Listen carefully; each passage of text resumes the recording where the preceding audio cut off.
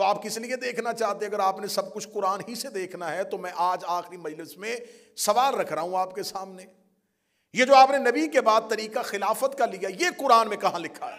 بات ختم کرنے لگا ہوں جی، جھگڑے آسان کرنے لگا ہوں، لڑائیاں ختم کرنے لگا ہوں، شیعہ سنی کو ایک دوسرے کے قریب کرنے لگا ہوں۔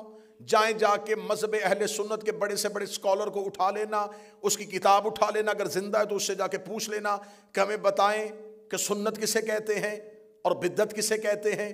اس کا سنت آسان ترین ترجمہ یہ ہے، نبی جو کام کہے اور کرے اس پر عمل کرنا، اسے سنت کہتے ہیں۔ نبی جو زندگی میں کہے اور کرے اس کو کرنا، اسے سنت کہا جائے۔ یہ آسان ترین ترجمہ ہے، نبی اپنی زندگی میں جس کام کا حکم دے اور جو کر کے دکھائے اس پر عمل کرنا، اسے سنت کہتے ہیں۔ ہم نے اہل سنت کے علماء سے پوچھا بدعت کسے کہتے ہیں؟ اس نے کہا جو کام نبی نے اپنی زندگی میں نہ کیا ہو اور نبی کے بعد کیا جائے اسے بدعت کہتے ہیں۔ اس کا مطلب سنت وہ جو نبی کہے اور کرے، بدعت وہ جو نبی کے بعد شروع ہو۔ اگر گھر میں بیٹھ کے گالی دینی ہے تیری اپنی مرضی ہے، سوشل میڈیا پہ میرے مذہب کا مذاق اڑانا تیری مرضی ہے، ورنہ حقیقت میں تیری گردن کے اوپر لے کے کھڑا ہو۔ تیرے علماء نے مانا ہے جو نبی کہے اور کرے وہ سنت، جو نبی کی زندگی میں نہ ہو اور بعد میں ہو وہ بدعت ہے۔ پھر تجھے ماننا پڑے گا غدیر نبی کی زندگی میں تھا، سقیفہ نبی کے بعد تھا۔ غدیر سنت ہے، سقیفہ بدعت ہے۔ غدیر نبی کی زندگی میں تھا، سقیفہ نبی کے بعد تھا، اور یہ فیصلہ تیرے علماء کر چکے ہیں، جو زندگی میں کہے اور کر کے دکھائے۔ غدیر میں منہ سے کہہ رہا تھا، ہاتھ پکڑ کے دکھا رہا۔ اس کا مطلب ہے کہ نبی نے غدیر کہی بھی تھی، دکھائی بھی تھی۔ قبلہ دراوی صاحب آپ سے دعا لے کے میں بہت بڑا ٹائٹل آج حسینیہ بریڈ فورڈ میں مسلمانوں سے چھیننے لگا ہوں، 1400 سال کے بعد ہم چھیننے لگے۔ ہم اہل سنت ہیں، ہم اہل سنت، ہم شیعان علی، ہم اہل سنت ہیں۔ نبی نے کہا تھا انی تارکن فیکم الثقلین کتاب اللہ و عطرتی، میری حدیث ہے میں دو چیزیں چھوڑ کے جا رہا ہوں، نہ قرآن چھوڑنا نہ اہل بیت چھوڑنا۔ ہم نے نبی کے بعد کٹ گئے، مر گئے، اکیلے ہو گئے، تھوڑے ہو گئے، زندانوں میں پھینکے گئے، سولیوں پہ لٹکائے گئے، نہ ہم نے قرآن چھوڑا نہ ہم نے اہل بیت چھوڑی۔ بندے چپ ہو گئے، ہم ہی اہل حدیث ہیں۔ سنت پر بھی عمل ہم نے کیا، حدیث پر بھی عمل ہم نے کیا۔ ہم نے نبی کے بعد امامت کو مانا، اور وہ ہم نے علی نبی کی حدیث سے لیا ہے۔ جہاں تک میری آواز ہے میں اہل سنت سے کہہ رہا ہوں، رسول اگر غدیر میں حضرت ابو بکر کو مولا بنا دیتے ہم انہیں مان لیتے۔ 4 بندوں نے بے شک کیوں کہا ہے؟ مشکل فیصلہ ہو گیا، مان لیتے رسول نے، کیونکہ قرآن نے کہا ہے جو رسول دے جسے روکے اسے رک جاؤ۔ رسول نے ہمیں علی دیا۔ جھگڑے ختم کرو، غدیر زندگی میں ہے، سقیفہ بعد میں۔ غدیر میں 1.25 لاکھ صحابی ہیں، سقیفے میں 40 یا 70 لوگ ہیں، زیادہ سے زیادہ تعداد شبلی نما نے لکھ دی 300 اور 1.25 لاکھ کا پھر بھی مقابلہ نہیں۔ غدیر میں رسول نے ممبر بنایا ہے، سقیفہ میں جھگڑا ہو رہا تھا، غدیر میں نبی نے خطبہ دیا ہے، سقیفہ میں دنگا اور فساد ہو رہا تھا، غدیر میں نبی نے علی کا ہاتھ پکڑا ہے، سقیفہ میں حضرت عمر نے حضرت ابو بکر کا ہاتھ پکڑا ہے، غدیر میں رسول نے کہا تھا یہ میرا مولا ہے، سقیفہ میں حضرت عمر نے کہا تھا اسے میں خلیفہ بناتا ہوں۔ اب فیصلہ گھر جا کے کرنا، قبر کی رات بڑی اندھیری ہے اور کفن میں جیب نہیں ہوتی، قبر میں الماری نہیں ہوتی، اندھیری رات ہے، فرشتوں کو جواب دینا ہے۔ غدیر میں خلیفہ مصطفیٰ نے بنایا ہے، سقیفہ میں خلیفہ حضرت عمر نے بنایا ہے۔ فیصلہ گھر جا کے کرنا، قرآن میں اطاعت نبی کی واجب ہے یا حضرت عمر کی واجب؟ اگر تو قرآن میں اطاعت ہے حضرت عمر کی واجب، پھر ہم شیعہ پیچھے ہٹتے ہیں۔ قرآن میں اطاعت مصطفیٰ واجب ہے، قرآن میں اطاعت پیغمبر واجب ہے، اور میں پہلے دن سے پڑھ رہا ہوں آیت کہ خدا نے کہا من یطع الرسول فقط اطاع، جس نے رسول کی اطاعت کی اس نے اللہ کی اطاعت۔ غدیر زندگی میں ہے، اب سیدہ جب دربار میں گئیں تو شہزادی نے صرف جگیر کا فیصلہ نہیں کروایا. ابن ابی الحدید کہتے ہیں کہ میں نے اپنے استاد معظم سے پوچھا, چلی جو گئی تھی بی بی, تو ان کو چاہیے تھا کہ وہ دے دیتے جاگیر. ابن ابی الحدید کہتا ہے کہ میں لکھ رہا تھا اور میرے استاد نے کہا قلم رکھ, اگلی بات سن اور لکھنا نہ. اگر وہ جاگیر دیتے زہرا واپس نہ جاتی, زہرا اگلا مطالبہ شوہر کی خلافت کا کر دیتی. سیدہ فوراً اگلا مطالبہ. تو یہ سوال فدق کا نہیں جھٹلایا جا رہا, یہ خلافت علی سے بچنے کی کوشش کی جا رہی. انہوں نے خلافت امیر المومنین سے بچنے کی کوشش کی, لیکن بہت برے طریقے سے خود بھی پھنس گئے اور ماننے والوں کو بھی پھنسا گئے. ہم نے نبی کے بعد امامت کو مانا, ایسے ہی ہے. امام کو منبر تخت ملے یا نہ ملے, امام امام ہی ہوتا. یوسف قید خانے میں بھی نبی تھے, موسیٰ جنگلوں میں پیغمبر تھا, اور فرعون تخت پہ بیٹھ کے بھی لعنتی تھا. اس کا مطلب ہے کہ لعنتی تخت پر بھی بیٹھ جائے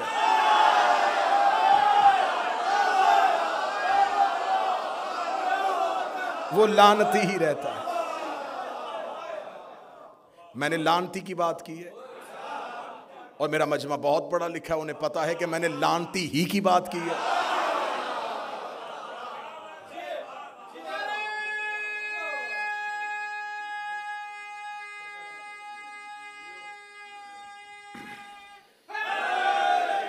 اب اگر فرعون کو بادشاہت مل گئی ہے تو پھر کیا کریں, اسے مان لیں؟ نہیں, کوئی مسئلہ نہیں. موسیٰ اگر سفروں میں ہے, جنگلوں میں ہے, نبی ہے.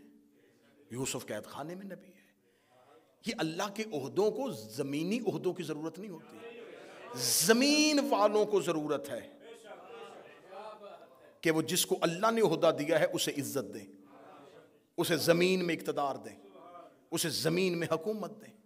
یہ زمین والوں کا حق ہے.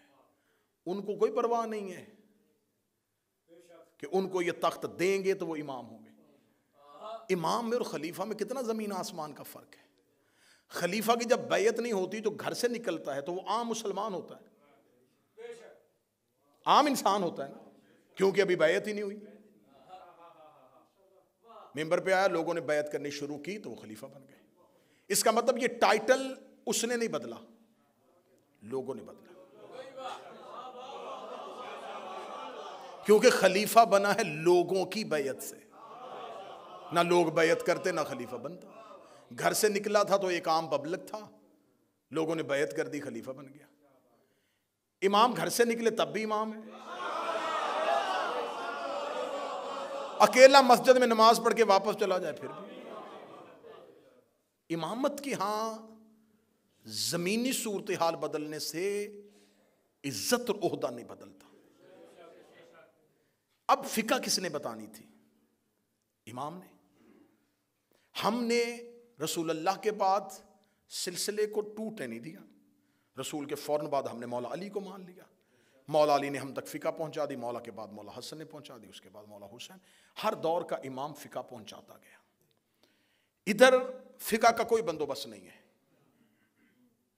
ادھر صرف بادشاہت ہے, خلافت, پہلا خلیفہ, دوسرا خلیفہ, تیسرا خلیفہ, چوتھا خلیفہ. بعد میں یاد آیا کہ ہمارے پاس تو امام ہے ہی نہیں. میں حقائق پڑھ رہا ہوں.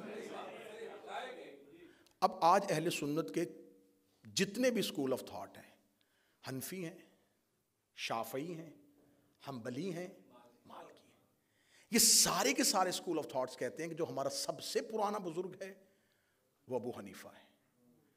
یہ سب سے پہلے آئے تھے.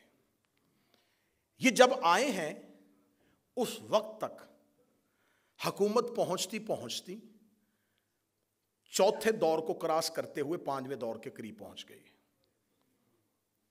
4 خلافتوں کا دور گزر گیا اور مسلمانوں کے پاس ابھی تک کوئی فقہ نہیں تھی.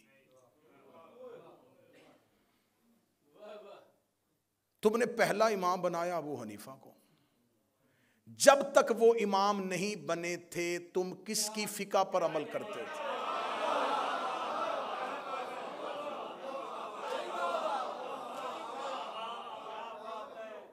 امام ہی کوئی نہیں تھا، کیونکہ پہلے امام تو وہی ہیں. جب وہ نہیں تھے کس کی فقہ تھی؟ اگر کسی کی فقہ تھی تو پھر لے کے آئے کہ اس کے نام سے وہ فقہ ہو. فقہ ابو بکر صدیق، فقہ عمر فاروق نہیں. خلافت ابو بکر، خلافت عمر، خلافت عثمان، خلافت معاویہ. خلافتیں ہیں، امامت نہیں. اب رسول نے کہا تھا کہ میرے بعد میرے 12 جانشین. سنیں، انہوں نے کہا نہیں وہ 12 امام نہیں 12 خلیفہ. ٹھیک ہے بناؤ. بناتے گئے.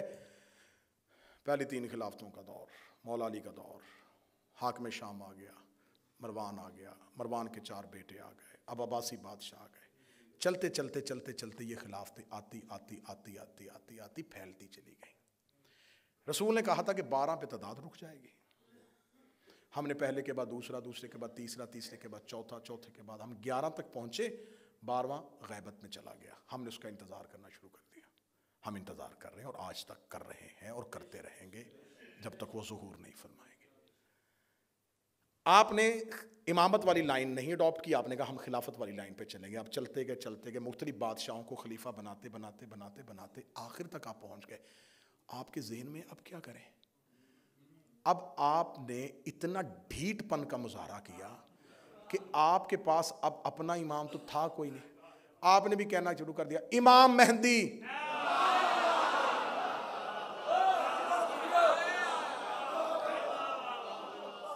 اچھا امام علی نہیں کہا؟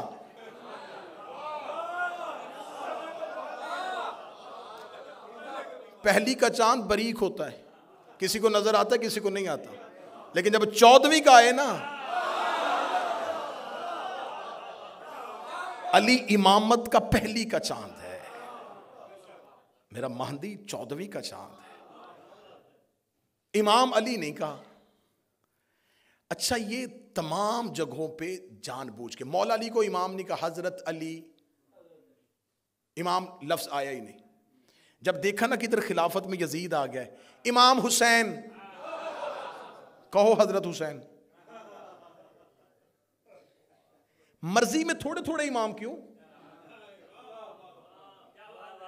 مولا علی کو امام کہا نہیں، جب دیکھا ادھر خلافت میں یزید آ گیا ہے ساتھ ہی نکل کے نہیں امام حسین. اب کہو نا خلیفہ یزید.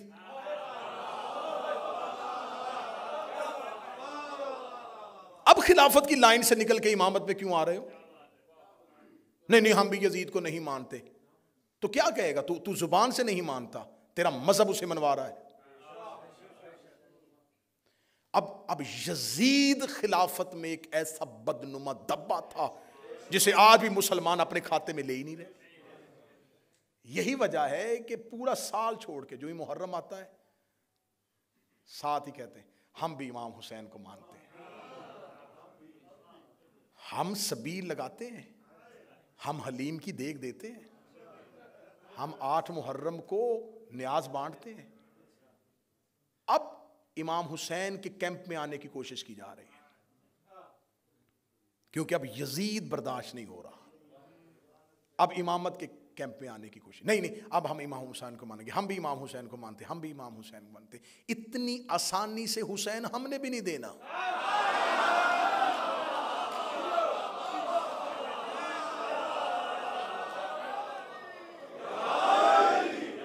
اتنی آسانی سے ہم آپ کو حسین نہیں دیں گے. ہم نے کوئی حسین آسانی سے لیے؟ ہم آسانی سے حسین نہیں دیں گے کہ آپ آج اور آگے ہم یہ حسین کو مانتے. اب آپ نے حسین کو نہیں. حسین ایک نظام کا نمائندہ ہے، یزید بھی ایک نظام کا نمائندہ ہے. حسین اپنی مرضی سے امام نہیں بنے، اسی نظام کے تحت امام بنے. سطر اگلی بڑی مشکل ہے، کم کلیجوں سے نیچے اترے گی. یزید بھی مرضی سے خلیفہ نہیں بنا،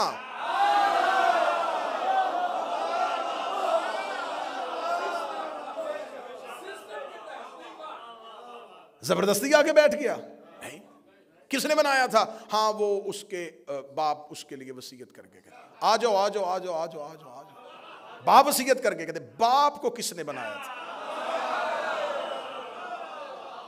اس کے لیے تیسرے خلیفہ نے سفارش کی تھی. تیسرا خلیفہ کس نے بنایا تھا؟ وہ جی ان کے لیے دوسرے خلیفہ کمیٹی بنا کے تھے. دوسرا کس نے بنایا تھا؟ اس کے لیے پہلا وصیت کر کے چلا گیا تھا. پہلا کس نے بنایا تھا؟ وہ جی سقیفے میں مسلمانوں نے بنایا تھا. پھر مان جا یزید سقیفے کی پیداوار ہے. اب آؤ ادھر آؤ, امامت کی طرف آؤ. تم نے حسین کو کیوں مانا؟ اس لیے کہ حسن نے کہا تھا کہ میرا بھائی امام ہے. حسن کو کیوں مانا؟ اس لیے کہ علی نے کہا تھا میرا بیٹا امام ہے. علی کو کیوں مانا؟ اس لیے کہ نبی نے غدیر میں کہا تھا علی امام. سقیفہ کی سازش کو بے نقاب کیا. یقین کرو اگر سیدہ یوں کھل کے سامنے نہ آتی, آج تک سقیفہ کی خلافت جنگ جمل اور جنگ صفین کی طرح اجتہادی مسئلہ بن جاتی.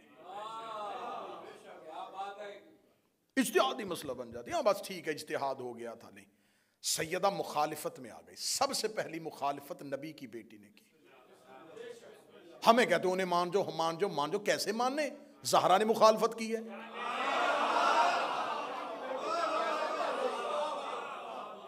بھئی کیسے تسلیم کر جائے؟ نبی کی بیٹی مخالفت کر رہی ہے, وہ وصیت کر کے جا رہی ہے. کیا میں ان لوگوں کو اچھا نہیں سمجھتی؟ میں ان کے لیے بد دعا کروں گی. ہم انہیں کیسے تسلیم کر لیں؟ لہذا سیدہ نے اس بہت بڑی سازش کو بے نقاب کیا دیا. غدیر محفوظ ہو گیا, سقیفہ بدنام ہو گیا.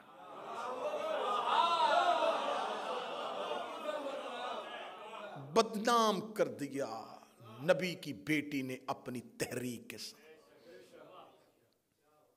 اب جب یہ اسلام دو نظام کے تحت چل رہا ہے, ادھر خلافت چل رہی ہے, ادھر امامت چل رہی ہے. خلافت والے اپنی خلافتیں بانٹتے بانٹتے بانٹتے پہنچتے پہنچتے آپس میں جھگڑے, آپس میں اختلافات. امامت مطمئن ہو کے چل رہی ہے. خلیفہ کے بیٹوں میں جھگڑا ہوا ہے. میرے پاس اب وقت نہیں رہا. بھائی نے بھائی قتل کیا ہے, بیٹے نے باپ کی آنکھوں میں آگ کی سلائیاں دی ہیں. جاؤ جا کے پڑھو عباسی اور اموی بادشاہوں کی اولادوں کا کردار, وہ کیا کیا کرتے رہے. وہاں حکومتوں کی لڑائی اور جھگڑے ہوئے. امام کے جانے کے بعد کسی امام کے 11 بیٹے, 13 بیٹے, 9 بیٹے, 8 بیٹے, کوئی جھگڑا نہیں. انہیں پتا تھا امام ہم نے نہیں بنانا, اللہ طے کرے گا اور جو ہوگا وہ اگلا امام. خلافت کے گھر جھگڑا رہا, امامت کے گھر جھگڑا نہیں. امام مطمئن رہے. انہیں پتا تھا امام کے بیٹوں نے اختلاف نہیں کیا امامت میں کہ مجھے امام بناؤ میں امام بنوں گا. نہیں, وہ مطمئن ہے. وہ کس لیے مطمئن؟ انہیں پتا تھا کہ امام ہم نے نہیں بنانا. جب امام کے بیٹے مل کے امام نہیں بناتے, سر نہ ہلانا, زبان سے بولنا, جب امام کے بیٹے مرضی سے امام نہیں بناتے تو غلام کے بیٹے مرضی سے امام کیسے بناتے؟ یزید سقیفہ کی تحریک کا ایک مرکزی کردار ہے. سقیفہ کا تراشا ہوا مجسمہ یزید ہے, اور غدیر نے جسے سخنور کیا وہ حسین بنا. خلافت کی عمر اتنی تھوڑی تھی کہ خلافت کو 6 نمبر پہ آ کے یزید جیسی بیماری لگ گئی. غدیر کی عمر اتنی طویل تھی, اس پر 30 نمبر پہ آ کے حسین جیسا پھول کھل گیا. اب یزید حسین سے بیعت نہیں مانگ رہا تھا, سقیفہ پھر غدیر سے بیعت مانگ رہا. حسین کربلا میں آئے, لشکر نہیں ٹکرا رہے, دو نظام آپس میں ٹکرا رہے. غدیر نے سقیفہ کی حکومتوں کا بت ہمیشہ کے لیے توڑ دیا. امامت چلتی چلتی چلتی چلتی 12ویں پہ آ کے رک گئی, اور خلافت اپنی ہی گلیوں میں کہیں گم ہو گئی. 53 اسلامی ملک ہیں, کسی کو نہیں پتا کہ اولی الامر کون ہے. آتی اللہ و آتی رسول و اولی الامر منکم, اطاعت کرو اللہ کی اور اس کے رسول کی اور اولی الامر کی. اولی الامر کون؟ وقت کا بادشاہ. تو اسلامی ممالک تو اسلامی کنٹریز تو بہت زیادہ ہیں. کس ملک کا بادشاہ اولی الامر ہے؟ حضرت محمد بن سلمان اولی الامر ہیں, یا حضرت شہباز شریف اولی الامر ہیں؟ کون اولی الامر ہے؟ آپ کے تو اولی الامر بہت زیادہ ہو گئے، ہم تو اطمینان سے بیٹھے۔ کس سے چھینی تھی؟ نبوت کے بعد عہدہ چھینا تھا نا، اب آ جاؤ، انتظار کرو ایک وقت کا، ہم بھی کر رہے ہیں۔